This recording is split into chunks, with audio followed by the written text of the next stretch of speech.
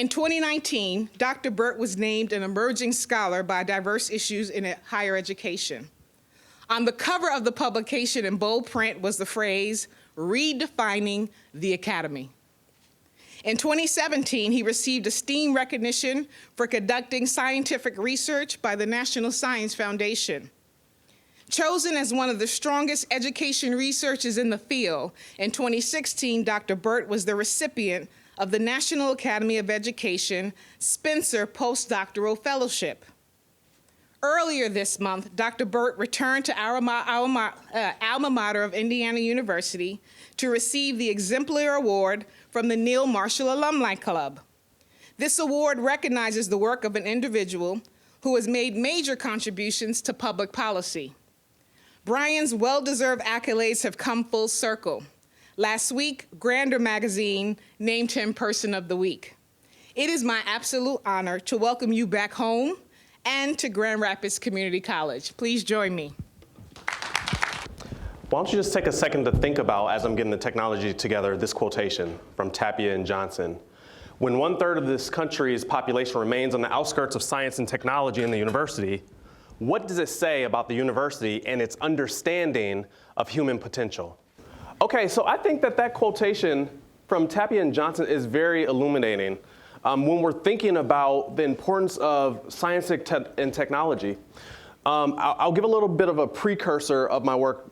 It doesn't matter, that's out of sequence a little bit, but much research on STEM fields likes to think about what is the problem with underrepresented students and women, or underrepresented students in STEM. What is their problem?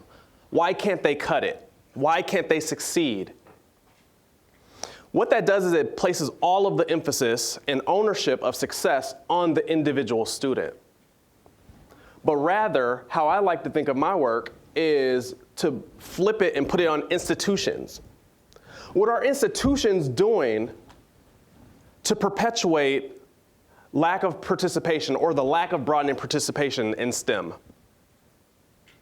So from that orientation, I tend to think of students as achievers and think of institutions and hold institutions accountable for the practices and policies that they're creating that make it difficult for students to achieve in STEM. All right. Again, thank you, Dr. Biafina Cobham, the Chief Equity and Inclusion Officer for GRCC, for the warm introduction. I appreciate it, and thanks for also not embarrassing me too much. Thanks also to the Office of Diversity, Equity, and Inclusion, and the outstanding work that you all have already done in such a short amount of time. I'd also like to sincerely thank you all for being in attendance. So I am Grand Rapids through and through, from Alger and Sherwood Elementary to Iroquois Middle School, and graduating from Ottawa Hills High School in 2000. Okay? All right. I didn't think I was gonna get any shout outs or any finger snaps yet, but it's coming. So there's no better feeling than returning home to share what I've been learning and working on for the last decade. So I want you to do something for me as we get started. I want you to close your eyes, and I want you to imagine a scientist. Imagine a scientist. All right. How many of you thought of this person? Or someone that looks like this person? Ah, look around. Keep your hands up. Yes? Yes? But how many of you thought of somebody who looks like this? Or this? Or this? Hold your hands up. Not as many. I want us to think about that. Why was it the first image, the one that we think of when we think of a scientist? You don't have to answer that, but I want you to be thinking about that. So I'm remixing the title of this presentation slightly. STEMulating Diversity Praxis, Lessons from Black Men in Engineering Graduate Programs. So before we jump right in, I kind of need to know who's in the audience. So if you're a faculty member, if you can raise your hand. Okay. Thank you. Administrators and staff. All right. K through 12 teachers. Thank you. Parents. All right. Community members. That should be everybody. Okay? Community members and students. All right, trust me, I have something for everyone in this conversation today. The last thing I want to say is we are privileged to be here today. So I use social media, and I know sometimes sitting in these types of talks can be, our minds can wander. So I use social media. If you have Twitter, please engage with me and my research group, as well as those who are not privileged to be here. So my hashtag is @Brian_A_Burt. All right, so here's what I want you to do. During this presentation, I need your participation. There are kind of 3 things I want you to be thinking about. 1, what information from this study have you read or heard before? What information from this presentation is new to you? And then the last, because people are always asking, well, who am I talking about? Assume that this presentation is about your institution, your child or family member, your students. That's who this is about.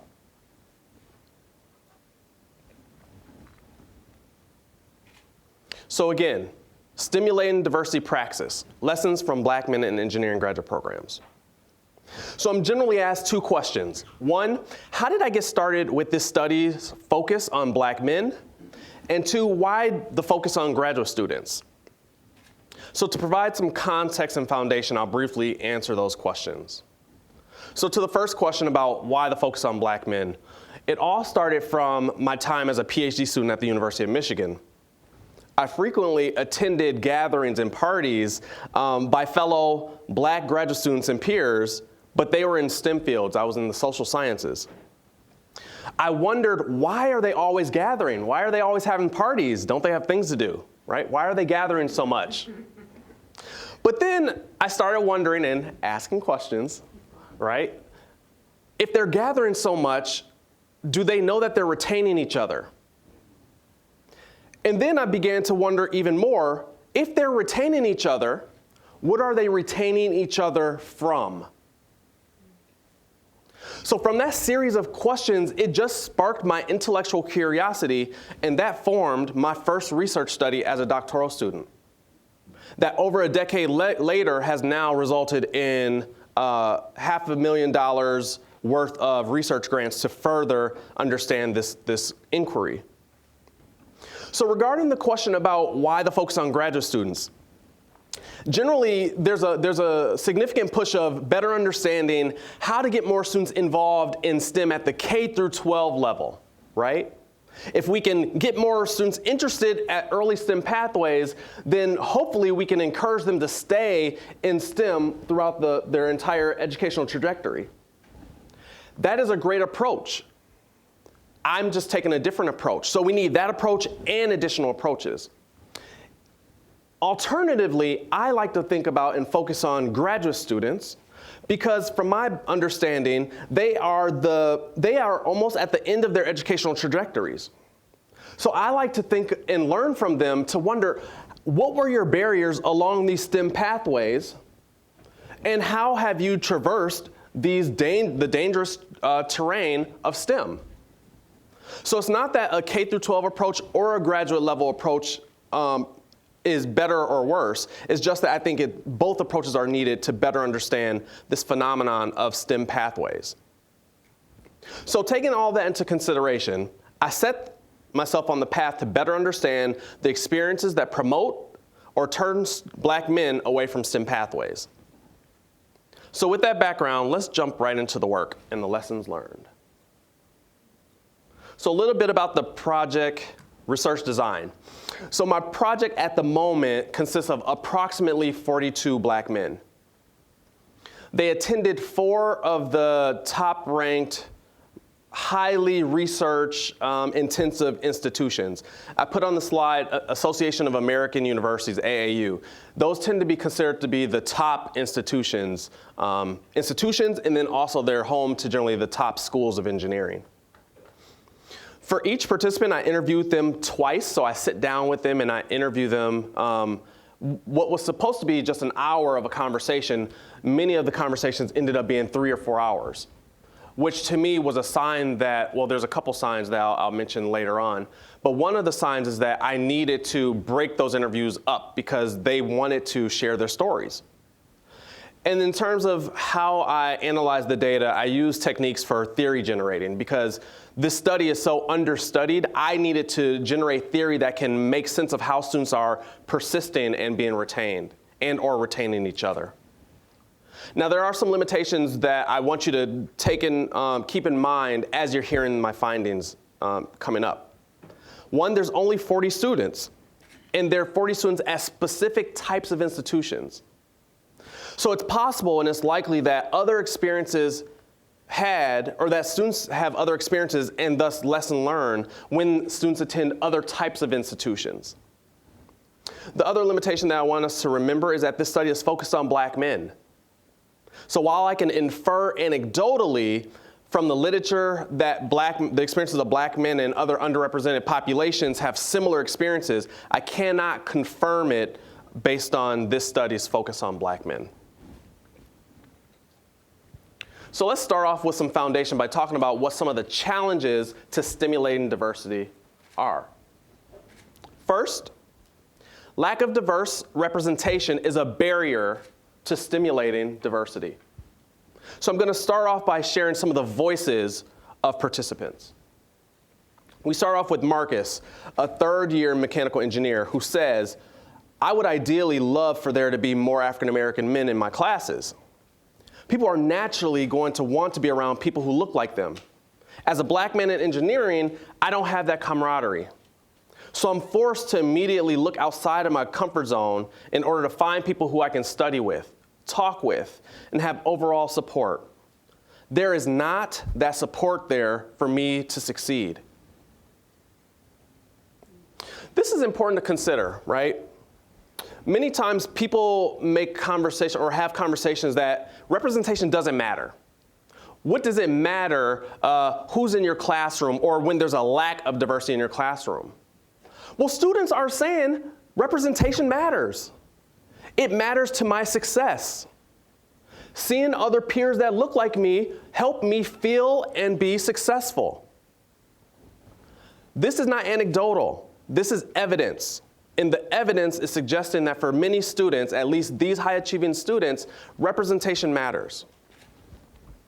So we have a couple other examples. Alfonso, a fifth-year electrical engineering student, says, "You have to be comfortable with, I guess, being in the minority role." You know what I mean?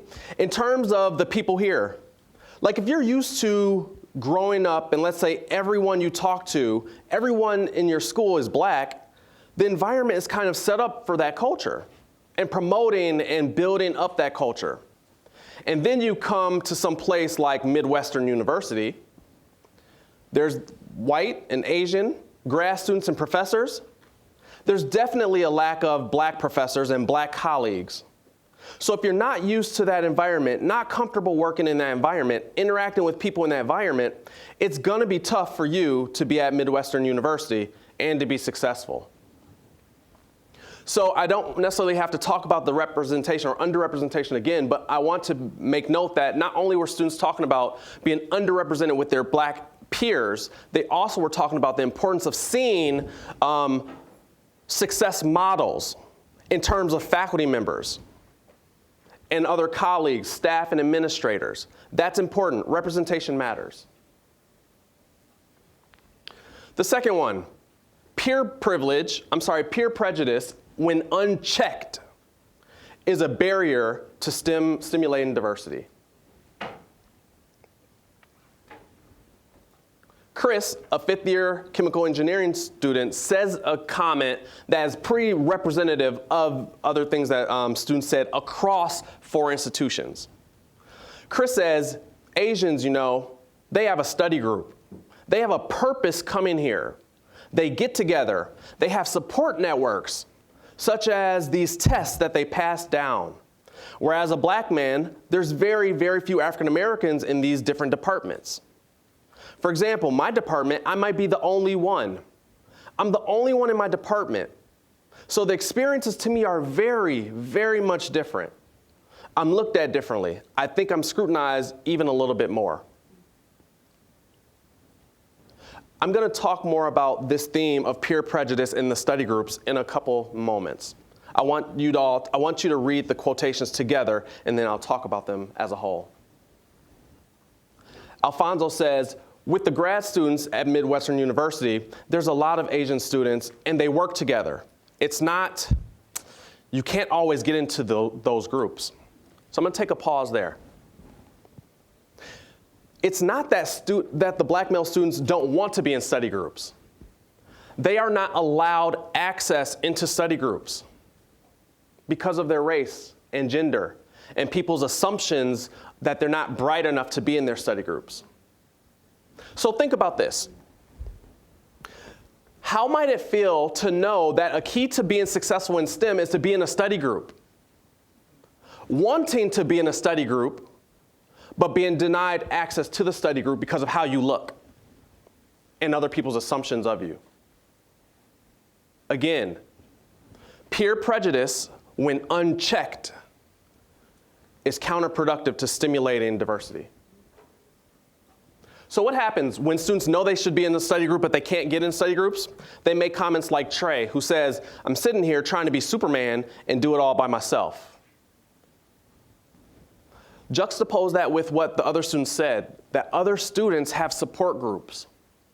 But the black men, to show that they're strong and tough and that they deserve to be there, end up working by themselves. That's a barrier to success. The last one that I'm going to provide as context. Unwelcoming institutional climate and campus communities are barriers to stimulating diversity.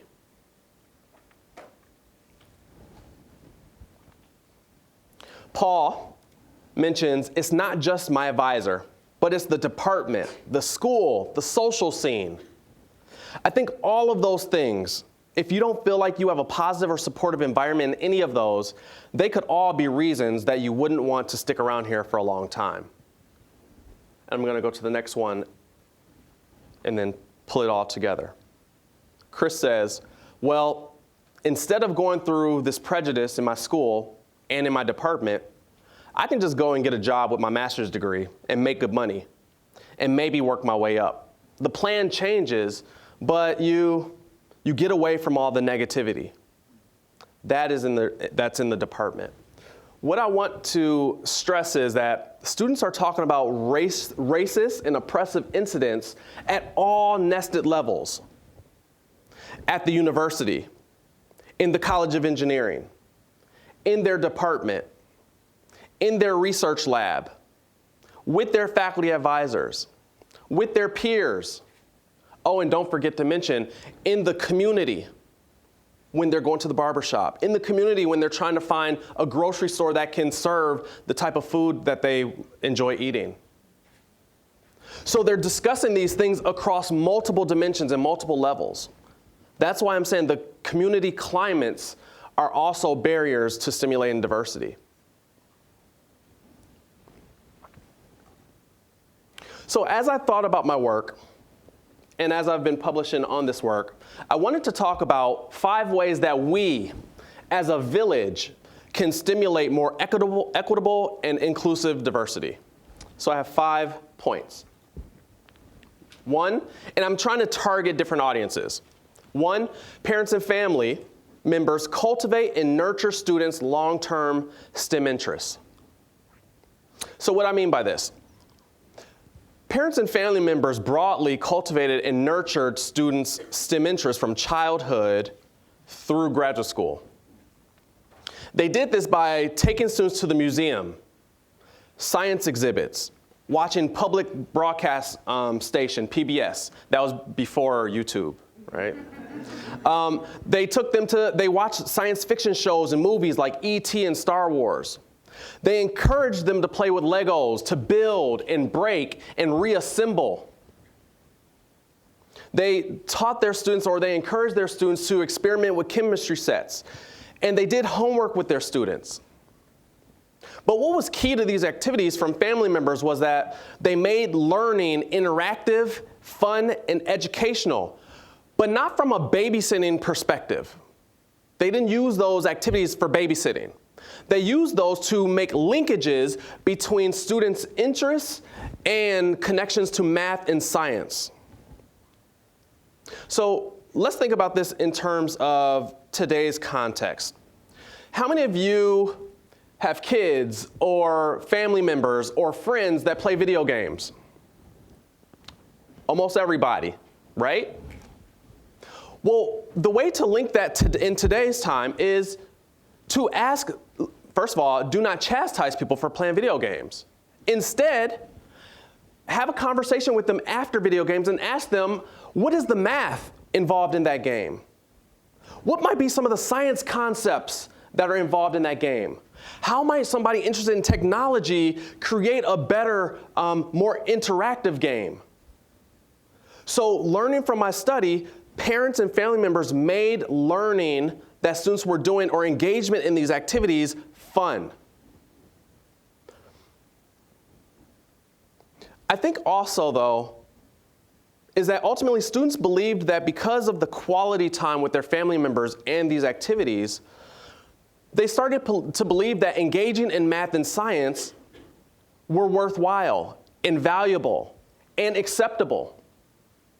So remember, when some students are interested in math and science, they might be perceived by others as being nerds or acting white. So parents and family members of these black students also served to help buffer students possibly feeling like they were different for enjoying math and science. But I want to acknowledge, though, to be clear, parents and family members were not described as being overbearing and pushy. That is, participants described their family members as being gentle and encouraging of their interests. At least from what the students described to me, family members did not pressure students to like math and science for parents' own gains, right? Students demonstrated an early interest in math and science, and parents and family members further cultivated. I want to also acknowledge, I keep saying parents and family members because it wasn't just parents. It was sometimes someone's brother or sister or older cousin or uncle or aunt, right? So extended family and community members are also important parts of this puzzle.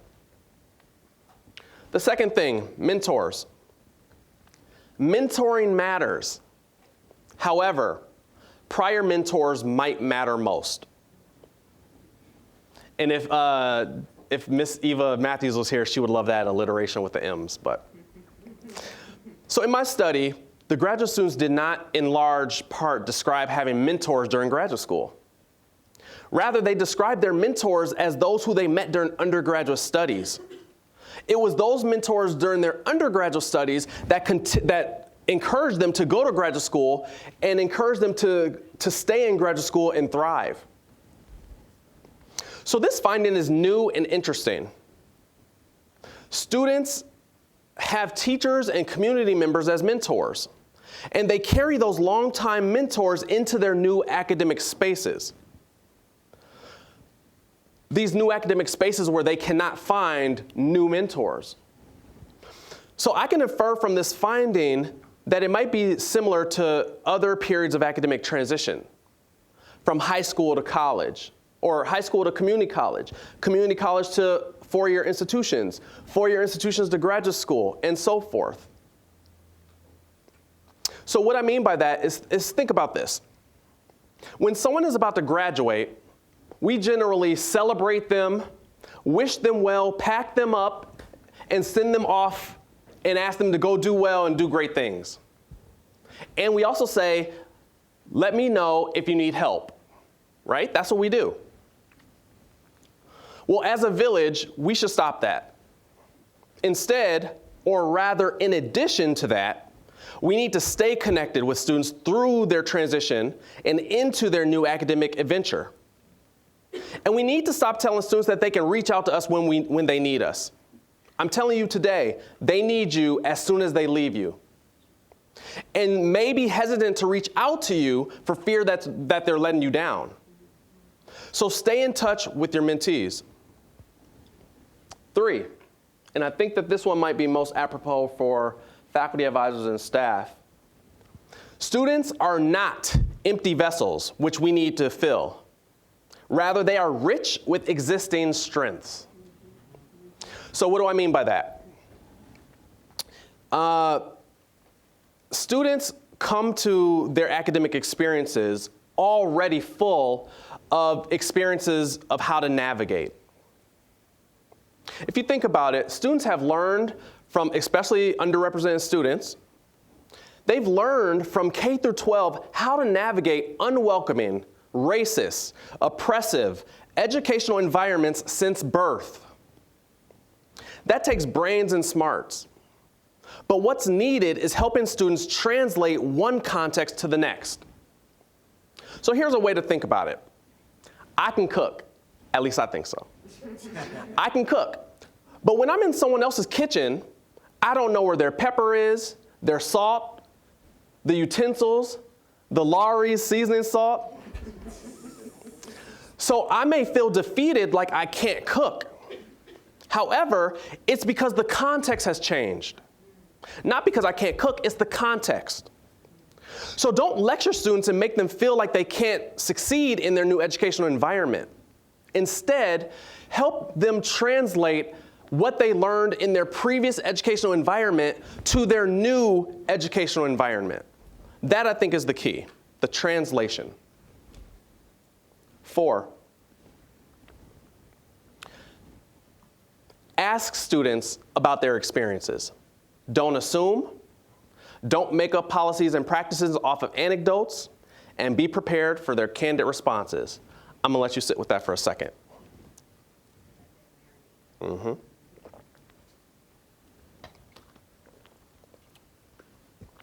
And again, I'm targeting this one to faculty advisors and staff.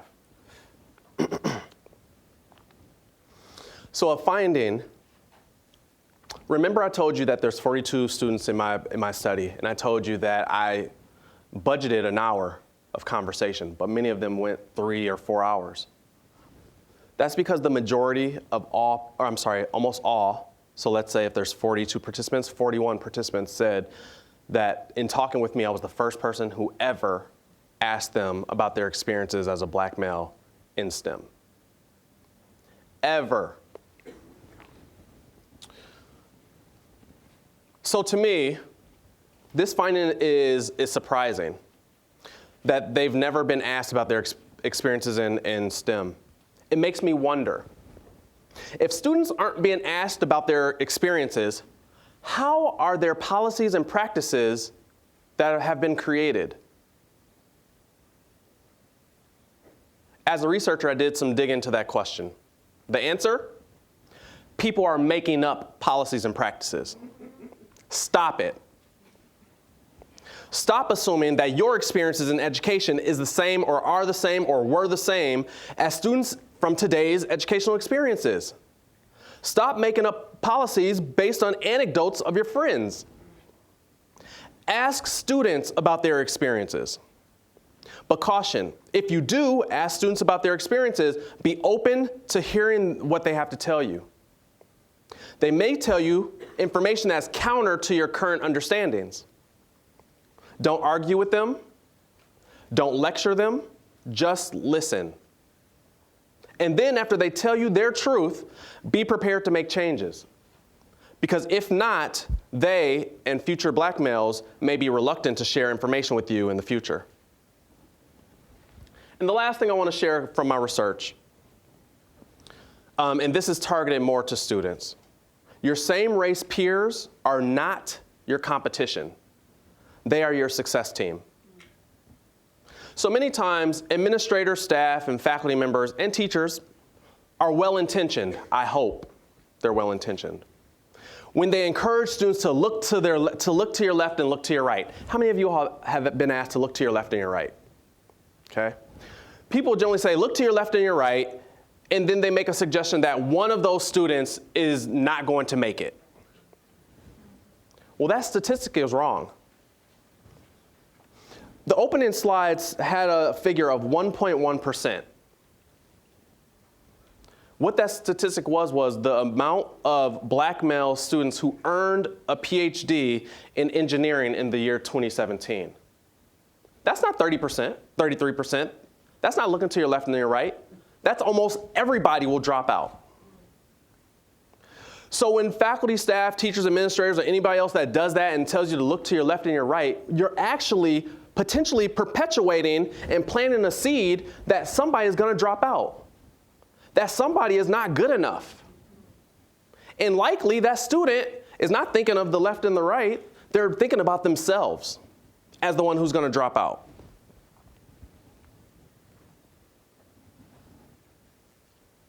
So the practice, from my research, originates from Eurocentric ideologies and practices of exclusion, not inclusion. Continuing it will only further destimulate diversity. So stop it.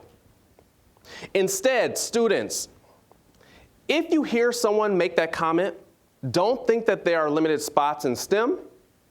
Rather, think that you are capable of succeeding in STEM, and so are your fellow peers. What is needed is building a success team mindset, not a competitive mindset. So to this end, to the students in particular, I'm going to leave you with one of my favorite quotations that I've shared with my own students and peers since discovering it in 2009. And it comes from a scholar named Dr. Claude Steele. He wrote, "You are valued in this program because of your academic potential, regardless of your current skill level. You have no more to fear than the next person. And since the work is difficult, success is a credit to your ability, and a setback is a reflection only of the challenge." To me, what that means is you are already strong and brilliant. Your challenges are a function of the barriers to STEM, not your capacity for success. Thank you. So I have some time to answer any questions that you may have. Yes. And if you could say your name for me. I'm Sonia Hernandez, and I work with Dr. MC. Thank you. I am wondering, did any of the people that you interviewed mention having imposter syndrome? Yes.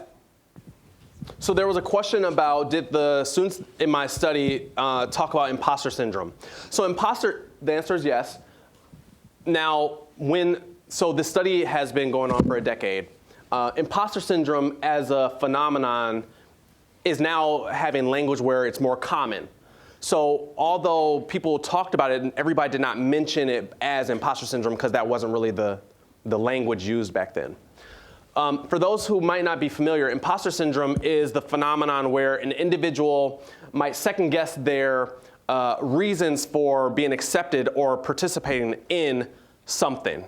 So for example, in STEM, some people might be brilliant or have been brilliant all their lives. They get accepted into college or graduate school, and then they think, am I really smart enough? Am I really good enough? And they generally, students are comparing themselves with others. So the answer is yes. And what I write about in my research is one of the ways to kind of limit imposter syndrome is what I've talked about in one of the first slides. Have more representation of people who look like them as on the peer level as well as faculty and staff. Because one way to counteract imposter syndrome is to give people success models to see themselves. That, in part, I showed the first slide, and many people raised their hands about Albert Einstein when they thought about a scientist. Not as many people saw themselves in George Washington Carver because we don't see enough Black and women and Latinx scholars or scientists, right? But that's one way that we can address imposter syndrome, is to really tackle underrepresentation. But what that takes is for faculty and administrators to really be serious and honest about it, that their current practices and admission are antithetical to the goal of increasing access to STEM. There were a couple more hands on the front. Okay, yes. If you could say your name also. Hello, my name is Albert. Have any of the students who took the interview talked about how how African American culture is used by other race, like in parties or in day-to-day life, and you decide. Do you get what I mean? I want you to keep going because I don't want to give an answer that you weren't thinking about. Keep going. So it's like you see like Asians and whites listen to your type of music, do your type of things, and but then like when you try to do their stuff, you get bashed from those people around and on websites. But then everybody do our same culture and feel like they can get away with it. Have any of them ever expressed the feelings of how we're not allowed to do some of what they can do, but majority of other races are allowed to do what we can do? That's a great question. I'm thinking of two responses. I'm going to answer one. I hope I don't lose the second one because the second one's good also. But to the first one, no, my study participants didn't really talk about their concerns of maintaining their culture and cultural norms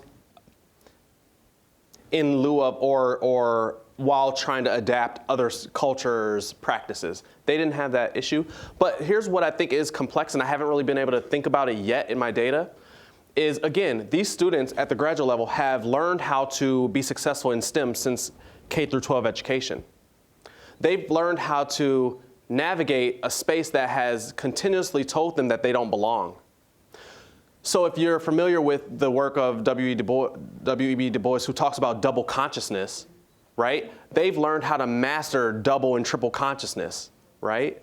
So there's a couple reasons why I think they probably didn't talk about not being able to maintain their culture and access other cultures. One reason is because, and there's literature out there that says that black men generally don't talk a lot about their challenges. So some of the conversations that I had about imposter syndrome and other things, I really had to pull and get students to be comfortable before they even talked with me about those things. No one ever talked to me about challenges of maintaining their own cultural norms. What I will say, the other thing that I think is interesting is one dean in particular is a person of color at the dean of the College of Engineering. He said that one of his goals is to kind of put together these programs for his students of color to understand that for engineering, a lot of practices of math, not even practices, a lot of the background and theories related to math and science originate from Egypt. So one of his goals is that he wants to help his students understand that even though symbolically, the professors and the books that they're reading, and when they look around on the walls and they're all white men, they don't look like them, they don't represent them, but he wants to help students know the foundation and the essence of what you're learning comes from your own people. So I just wanted to kind of put that out there that no, students weren't talking about culture in that way, but I have heard at least one person talk about how he wants students to see their culture in engineering. Great question. Other questions? Yes. So, thank you so much. I'm Reggie Blockett. Yes. What's up, friend? So I'm thinking about your interest around graduate students is an interest of mine as well. I look at graduate student socialization a lot. I have some of my graduate students here from GVSU, and we're really excited to be here.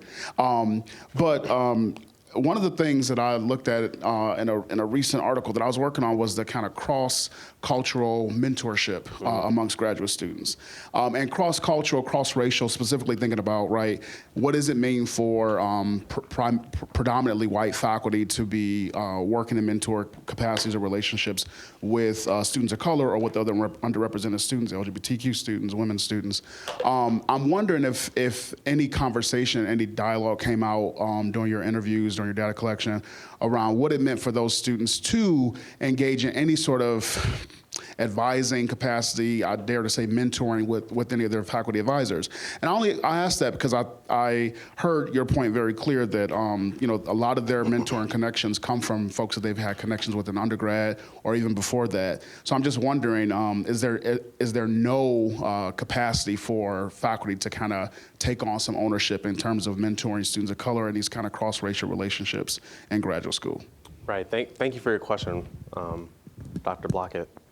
So I didn't cover it in this presentation, in part because I'm still working on a publication that's not yet out. It's close, but it's basically taken head on. Well, actually two. One is about racial microaggressions within student and faculty advisor interactions. And another paper that is basically providing a typology of good, bad, and imagined advising experiences, where students are talking about their bad experiences, what might be good, and what might be, as they imagine, the best advising experience. Kind of what I think about in my work, and I've written about it in one article, is at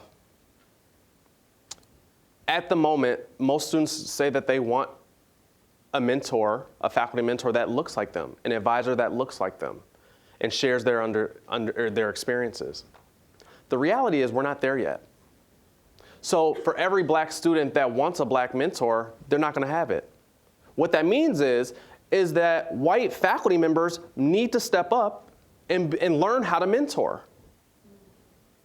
There's just not the capacity for the small amount of black faculty to be the mentors for everybody.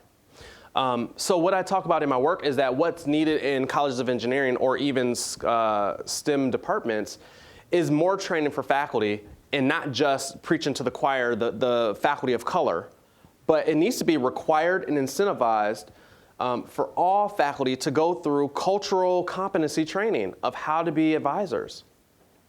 And so I talked about it and alluded to it a little bit, but that's where faculty, staff, and administrators need to stop using anecdotal information and only drawing from their own experiences, because that's what happens with these cross-racial advising experiences. That an advisor, generally a white male, will tell a student, well, this is what my experience was, and expect a student to adopt whatever their experience was. But these students aren't white or male, living in the 70s or 80s, right? We're in a very hostile context.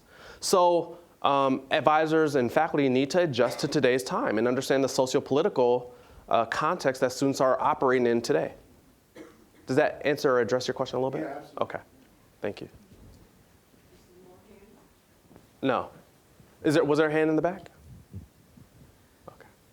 I wanted to ask, have you speak to this idea, as I mentioned in my introduction, what I think is predetermined or anecdotal, this idea that issues around, my earring stuck, forgive me, so I'm trying to talk and hurt. But issues around diversity and equity don't surface in STEM classrooms or STEM fields, that because it's a hard science in many cases, that these are not topics that they need to tackle. If you could speak to that, maybe how it showed up in your own research or just what you have heard as you travel around the world and the country. That's an interesting question.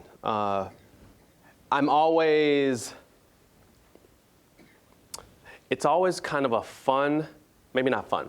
It's always an interesting sparring battle when engaging with STEM faculty. Because at least from my understanding, and I'm an outsider from social sciences, education more specifically, but a lot of STEM faculty think a lot about objectivity and merit, and that there's a right or wrong answer. That it's all about whether somebody can cut it or has the proper SATs and ACTs and GRE scores, right? And those are markers of intellectual capacity. What I talk a little bit about my work is that when thinking about the challenges of stimulating diversity, it's rooted in traditions and legacies of Eurocentricity. They're legacies and traditions, and if you think about a legacy and tradition, those are hard to disrupt because they're rooted in power and privilege and oppression. So sometimes I have a challenge when talking to STEM faculty because on one hand, they say they want to change, but on the other hand, there's a lot of wanting to hold on to traditions and legacies. That to me is the challenge. And how do we see that there's a common good when more students are involved in STEM? What when I'm speaking of from the academy or from the professoriate role, I continue to get pushes on my articles when I submit them for publication. People want me to articulate, why is this important to STEM? Why is the focus on black men important? What they want me to say is, having more black students in STEM will help there be more people who can build roads and build buildings and think about technology. That's sometimes the argument I have to make just to get an article published. That rationale only benefits other people. For those who study critical race theory, that's interest convergence, okay? But that's not what my students are saying. They're not saying we want to necessarily get in STEM because we want to help build roads and bridges for everybody else.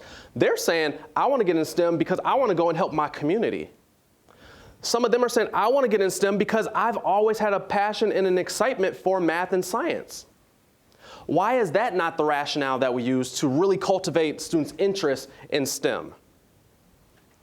I think at the root of that is because some people continue to want to maintain the legacies and traditions of what they think science and engineering is and has been and should be, and who belongs.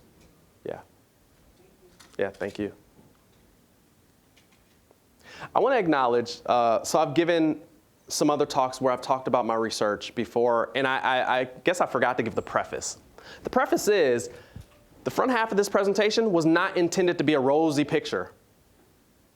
Because that 1.1% of black men who are in engineering, that's not a rosy picture. Instead, my work, at least providing the foundation in the context of the experiences of black men, my job for me is to tell the voices of a voiceless group of students, black men in engineering. So how I see my work, or at least some of my early work, has been to show a very ugly mirror to STEM contexts, to colleges of engineering, to STEM faculty members who, again, continue to hold on to these antiquated policies and practices. But I'm fortunate that my newer work since then has begun to think about and learn from black students about what we can do to better stimulate diversity. So, thank you so much for your attention. I appreciate the opportunity to engage with you. I'm not sure if there will be time afterwards for if anybody has any individual questions, but thank you for your attention, and yeah, thank you.